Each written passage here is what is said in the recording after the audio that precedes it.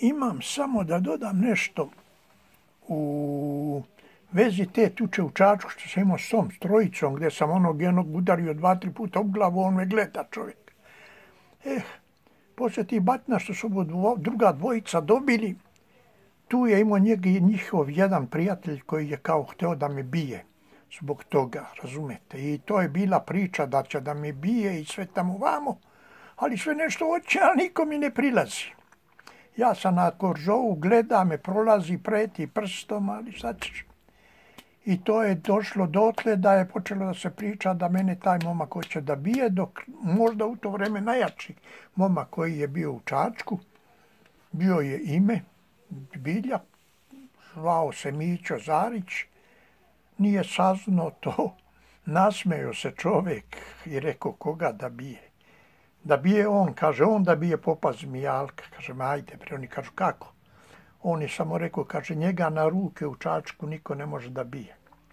Sad dobro, to niko ne zna, ja sam sa Mićom koji je bio ime, ja sam sparingovao s njim na rukavice. Jeste zbilja sparingao sam na rukavice u Sokolani i ja njega ladno na rukavice bijem ga. Mislim ovako, nije to da udaramo jako, ali on na urak gdje on mene udari jednom, ja ga udarim 3 puta. Tako da je on verovatno po tome zaključio da mene zbilja na pesnice teško je da stuče. I to je tako je bilo i poslije sam ja otišao u Beograd gdje sam počeo da igram za jedan fudbalski klub Heroj. I tu događa mi se na fudbalskoj utakmici Heroja da imam jednu tuču sa jednim igračom protivničke igre koji je bio grubijan i tako te stvari. Ja kao golman uletim, zakačim ga s nogama i počnem da mu se izvinjavam, on ustoji, gleda me namrgođeno i nešto mršti se. I kad se sudija okrenuo i pošao prema centru, on tu vidi da mu se ja izvinjavam, proceni da mu je to prilika, zaleti se, ja sam znao da će da se zaleti, onako u naletu kad sačekam ga ja s druge strane, udarim ga, povodim ga na glavu, padne čovjek od lajsna 2 minuta i nešto. I to je tako, znači to se ta tuča završi i toga, ja samo je pobegao i poslije toga s terena. Tu je i imam jedan sparing sa jednom momkom koji je stanovo tu u kvartu. Nisam znao za njega, jednostavno donio je rukavice, pitao je ko će da boksuje s njim.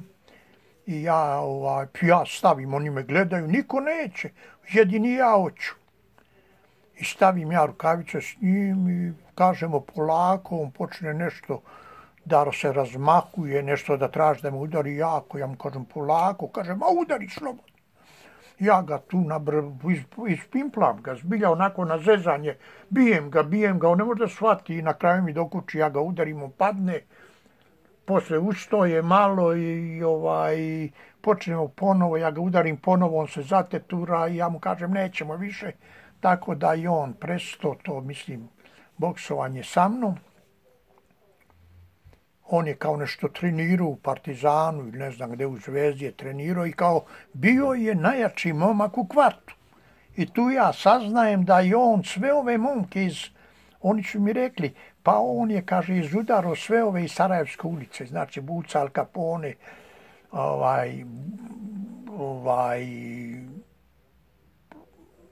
Globus, Ljuba, kako se zvao, Globusa, Kuke, neki Duca i tako te stvari. To sam ja uopće vidio na igranci na medicinskom fakultetu, pošto je bio nedaleko. Tu su oni dolazili malo, kučili se, maltretirali studente i tako marš i tako te stvari. Pa ali oni su mi rekli, znaš ti, on je njih sve izudarao. Pa znači tako, znači mogu sam ja s njima da se tučem. I ovako, onako, ali nikad to nije došlo do toga. I tada sam počeo da treniram judo i boks u Partizanu. Prvi trening dali su mi nekog razbijača, nekog istetoviranog, nakon mišićavog, namrgođenog, da vidi da li sam ja nadaren za to. Ja stavim rukavice 2 minuta. On je sam skinuo rukavice, preodneo trenerku i rekao daj mu nekog drugog. Meni bi se dosadilo da ga samo levom rukom tučem. I poslije nekoliko dana sam stavio, nisam znao da je momak omladinski prvak države, pitao ga da sparingujemo I on, sparingujemo sa njim, nismo u ringu, bole me kurac, imam prostora da možda se izmacinjam, nemoj da me stigne u točak, ni ovo ono. I ja njega isto tako na lepo zezanje, šamar levo, šamar desno, pesnica levo, desno, ispimplam ga i tako samo su me gledali začuđeno i to ti je. I u tom vremenu, u isto vreme, ja doživljavam, počinjem da treniram nešto judo. Posle mesec i po dana, pošto natreniram redovno, mene trener koji je bio u to vreme aktuelni aktuelni trener reprezentacije Jugoslavije, zvao se Stojanović S, me kaže, dečko, možemo da popričamo malo posle treninga i ja, dobro, ja dođem i on meni kaže, ne treniraš i ovo ono, ali mogu da ti kažem, dečko, ako ti shvatiš ozbiljno ovaj judo i počneš ozbiljno da ga treniraš, ti ćeš daleko da dogiraš u judo. Tako da ja, to mi je trener državne reprezentacije rekao, ali ja taj judo nisam nastavio, više sam voleo boks i to ti je, znači i kasnije sam nastavio boksom 12 godina u Francuskoj i ovako onako. I to je dobro, to ću vam ispričati, ili ima, to je već ispričano u ovim pričama, ali to je to tek tako da se zna da je to tako bilo. I doživio sam, pošto sam